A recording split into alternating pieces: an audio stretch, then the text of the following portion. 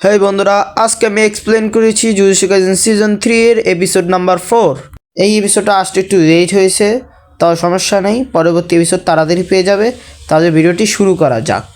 আমরা এপিসোডের শুরুতেই দেখতে পাই মাকি জেনিন ক্লানের প্রবেশ পথ দিয়ে জেনিন ক্লানের ভিতরে প্রবেশ করে।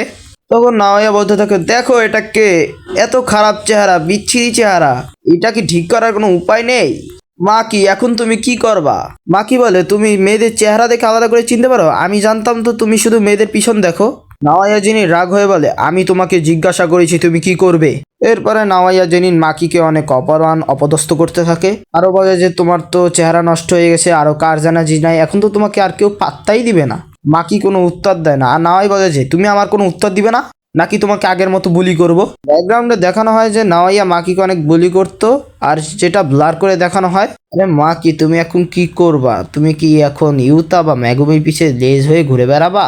এই কথা শুনে মাকি এখান থেকে চলে যেতে শুরু করে। নাওয়াইয়া বলে যে কিছু তো বল ট্রাউস।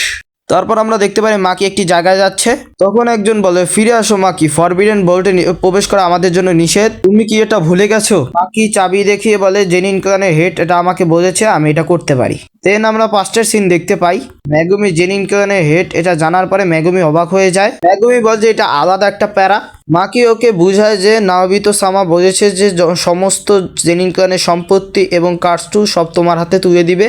এছাড়া আমরা বড় 3টা ক্লানের হেডকোয়ার্টার সম্পর্কে অনেক তথ্য পাবে, এটা আমাদের অনেক উপকারে আসবে, তাই প্লিজ এটা অ্যাকসেপ্ট করো। কিন্তু ম্যাগুমি হেড হতে রাজি হয় না, আর মাকিকে বলে তুমি হও। কিন্তু মাকি বলে যে এখন আমাকে কেউ আর অ্যাকসেপ্ট করবে না, এমনিতেও আমি মায়ের জন্য ভালো একটা জায়গার ব্যবস্থা করতে পারি নাই, আর এমনিতেও তুমি তোমার টেকনিক ব্যবহার করতে পারো, ডোমেন ব্যবহার করতে পারো, এবং সাতুরুগুজোর সঙ্গেও তোমার সম্পর্ক ভালো, আর এই জন্যই ম্যাগুমি তুমি পারফেক্ট এই কাজের জন্য। ইভেন টাইমে একজন ব্যক্তি চিল্লিয়ে বলে, ফিরে আসো মাকি, ফিরে আসো। এটা আর কেউ না, এটা ছিল মাকির মা, যে মাকিকে ওই জায়গা থেকে আসলে ফিরে আসতে বলেছিল, কিন্তু মাকি কথা না শুনে সামনের দিকে হাঁটতেছিল, আর তার মা বলে এমন কিছু করো যাতে আমি খুশি হই, শুধু একবার। কিন্তু মাকি সামনের দিকে আগিয়ে গিয়ে ফরবিডেন বোল্টের গেট খুলে ফেলে। অ্যাকচুয়ালি এটার মধ্যে কার্ডস্টুল রাখা থাকে। মাকি ভিতরে যেই বলে ফাদার। এরপর সিন শিফট হয়, আমরা দেখি দুইজন লোক কথা বলছে, যারা দুইজনের মধ্যে একজন নাওয়া জেনিন এবং অন্যজন জিনিচি জিনিন, যারা ডিসকাস করতেছিল যে ম্যাগুমি হেড হিসাবে ঠিকঠাক আছে, জেনিন ক্লানের হেড হিসাবে ঠিকঠাক আছে, আর গোজো ক্লানের সঙ্গে সম্পর্ক ভালো, আমাদের সাথেও গোজো ক্লানের সম্পর্ক ভালো করে দিবে। কিন্তু ওরা সবাই মানতে পারতেছিল না যে ম্যাগুমিকে সব দিয়ে দিবে, জায়গা সম্পত্তি কার্ডস্টু সব দেওয়া যাবে না ম্যাগুমিকে। নাওয়া বলে যে ম্যাগুমিকে আমরা রাস্তা থেকে সরিয়ে দিই। জিনিচি তুমি এটা কেন করছো না? তখন জিনিচি বলে, তুমি কি জেনিন ক্লানের নোটিশ সম্পর্কে জানো না? এখানে আমাদেরকে একটি নোটিশ দেখানো হয়, যেখানে লেখা আছে শিবুইয়ার ঘটনায় যে গোজো প্রিজেন রিয়েলমে সিজ হয়েছে, তাকে যদি কেউ সেখান থেকে মুক্ত করে তাহলে সেটা ক্রাইম হিসাবে ধরা হবে, তাই ওরা প্ল্যান করে এটারই ওরা সুযোগ নিবে। আর মাকি ম্যাগুমি যেহেতু গোজোকে ছাড়ানোর চেষ্টা করতেছে, তাই ওদেরকে যদি মেরে দিই তাহলে ওদের আর কোনো অপরাধ হবে না, এটা একটা সুতা লাগানো যাবে। নাওয়া বলে, বুড়ো অগি জেনিন কি এটার সাথে জড়িত কিনা? জিনিচি বলে এটা ওরই প্ল্যান। এরপর আমরা মাকির সামনে অগি জেনিনকে দেখতে পারি। অগি জেনিন হলো মাকি এবং মায়ের বাবা। অগি জেনিন বলে, এখানে কোনো কার্ডস্টু নাই মাকি, আমি জানতাম তুমি এখানে আসবে। আমরা দেখতে পারি অগির পাশে মায়ের রক্তাক্ত শরীর পড়ে আছে, মায়ের অবস্থা খুবই শোচনীয়। মাই মাকিকে বলে, তুমি এখানে কেন আসছো ইডিয়েট? এখানে ওজি জিনিন আগেই তার ছোট মেয়েকে মেরে দিয়েছে। আমরা দেখতে পারি মাকির কাছে থাকে একটা কার্ডস্টু বের করে, যেটার নাম ড্রাগন বন, সেটা বের করে মাকি সামনের দিকে আগাতে শুরু করে। অগি মাকিকে বলে, তুমি জানো আমার ছোট ভাই নাওবিতুকে কেন এই জেনিন ক্লানে হেড বানানো হয়েছিল আমার পরিবর্তে? মাকি বলে, তুমি একটি অ্যাসো যে নিজের বাচ্চাদেরকেও মারতে পারো। অগি এখানে নিজের একটি টেকনিক ব্যবহার করে মাকির উপরে অ্যাটাক করে দেয়, কিন্তু মাকি সেটাকে ডিফিট করে এবং তার উপরে অ্যাটাক করে তার তলোয়ার ভেঙে দেয়। কিন্তু অগি তার মেয়ে মাকিকে অ্যাটাক করে তাকে রক্তাক্ত করে দেয়, আর এখানেই মাকির অবস্থা খারাপ হয়ে যায়। মাকি বুঝতে পারতেছিল না এটা কিভাবে হলো। অগি বলে যে আগে আমি এই জন্যই জেনিন ক্লানে হেড হতে পারি না, কারণ আমার দুটো ফেলার মেয়ে রয়েছে। এরপরে অগি মাই এবং মাকির শরীর টানতে টানতে নিয়ে যেতে শুরু করে, আর বলে, তুমি কি ভাবছো তুমি আমার শট ভেঙে দিয়েছো আর সব শেষ, এই জন্যই তুমি হোপলেস। আমি কোনো সোয়ার্ড ম্যান না, আমি সরসরার।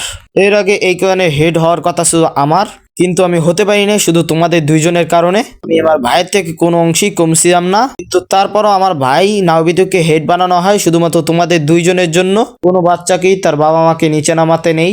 মাই বলে, তুমি কি জানো না এই দেশে একজন আরেকজনকে নিচে নামানোর ট্যালেন্ট হিসাবে ধরে? এখানে আমরা দেখতে পারি অগি জিনিন এদের দুইজনকেই নিচে ফেলে দেয়, অর্থাৎ একটি রুমের মধ্যে ফেলে দেয় যেখানে অনেকগুলো কার স্পিড রয়েছে। অগি জানা ওখানে ওরা ট্রেনিং করতো, আর বলে এখানে ওরা গ্রেড 2 এর কিছু কার্স এনে এখানে রেখে দিয়েছে, যা এখন বের হচ্ছে না শুধু অগিজিনের ভয়ে। আমি এখান থেকে যাওয়ার পরই তোমাদেরকে কার্সগুলো খেয়ে ফেলবে। আর মাকিকে অপমান করে বলে হ্যাভেনলি প্যাক্ট, এটা ফিজিক্যাল স্ট্রেংথ ইনহ্যান্স করে। এটা কিছু হলো? আমরা সরসারাররা প্রতিদিন ট্রেনিং করি, বডির সাথে কার্স এনার্জি ব্যবহার করি।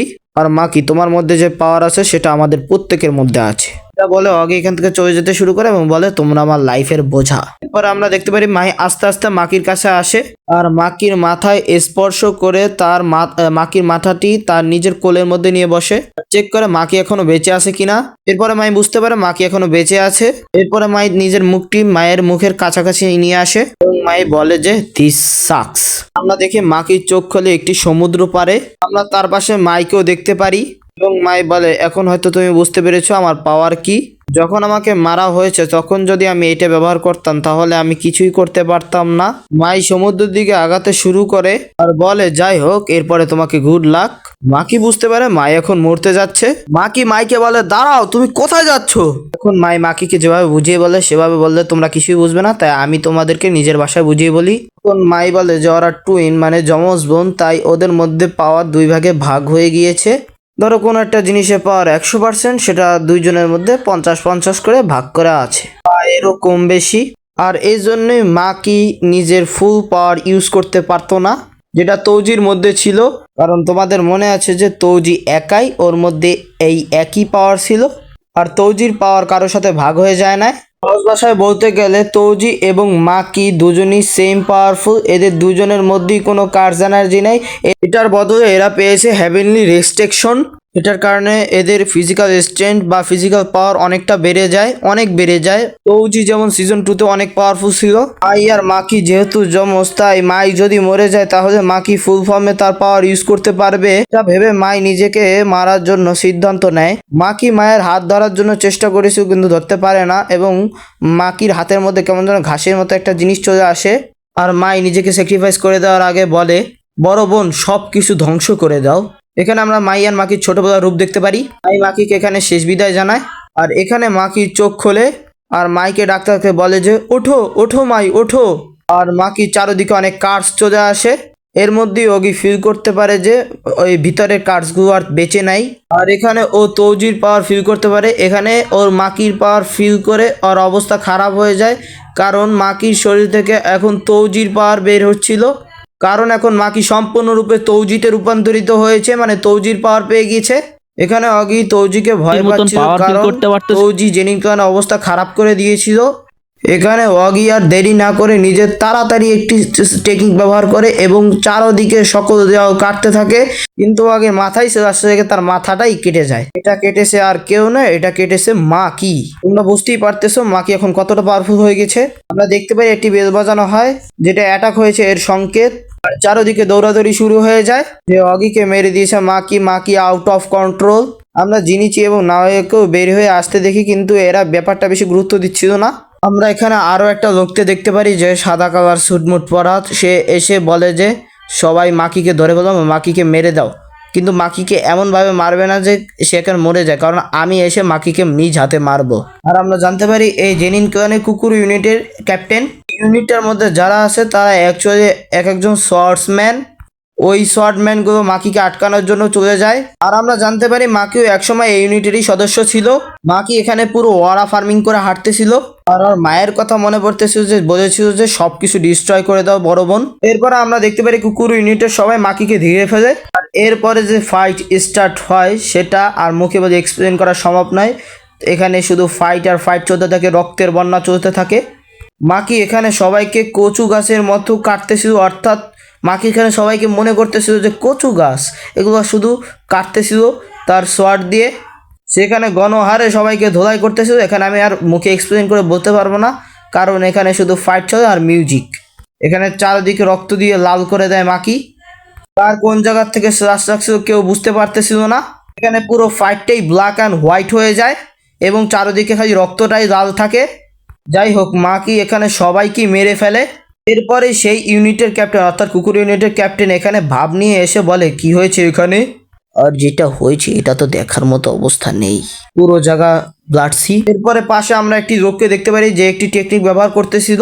আর তখনই মাকি কিছু একটা ফিল করে, তখন মাটির নিচ থেকে বড় বড় দুটি হাত বের হয়ে আসে।